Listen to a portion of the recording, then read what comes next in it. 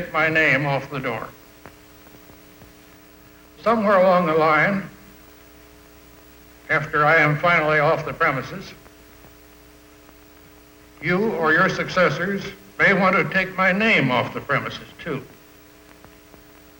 You may want to call yourselves Twain, Rogers, Sawyer, and Finn Incorporated, or Ajax Advertising, or something.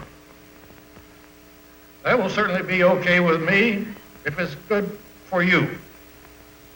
But let me tell you when I might demand that you take my name off the door.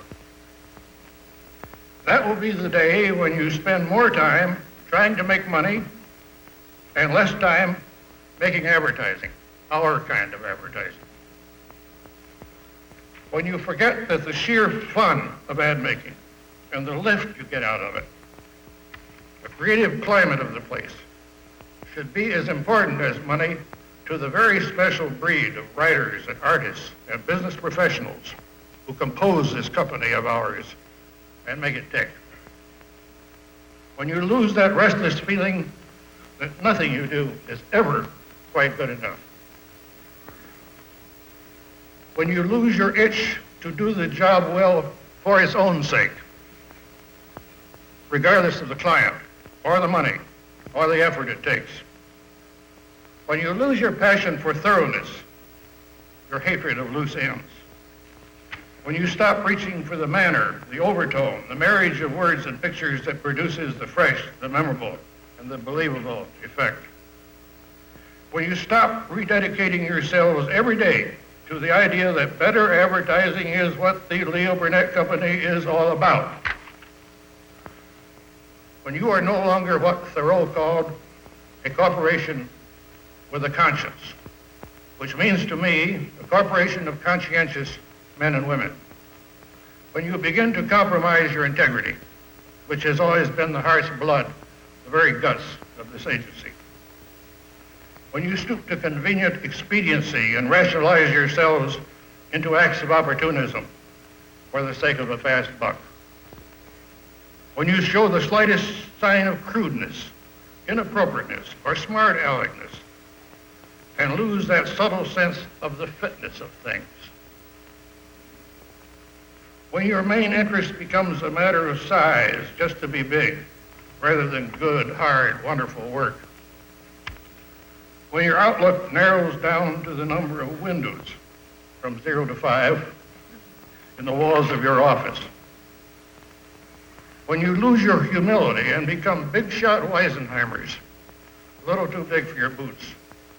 When the apples come down to being just apples for eating or for polishing, no longer part of our tone, our personality. When you disapprove of something and start tearing the hell out of the man who did it, rather than the work itself. When you stop building on strong and vital ideas and start a routine production line. When you start believing that in the interest of efficiency, a creative spirit and the urge to create can be delegated and administered, and forget that they can only be nurtured, stimulated, and inspired.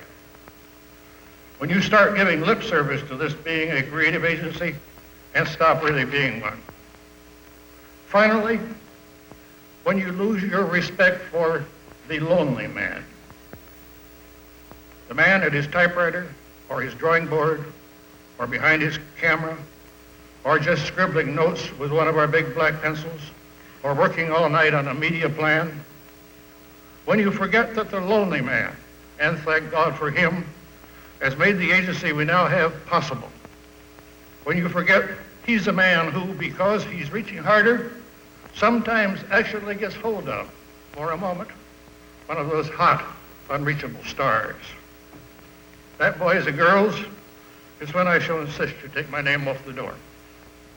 And by golly, it will be taken off the door. Even if I have to materialize long enough some night to rub it out myself on every one of your floors. And before I dematerialize again, I will paint out that star-reaching symbol, too, and burn all the stationery. Perhaps tear up a few ads in passing. and throw every goddamn apple down the elevator shafts.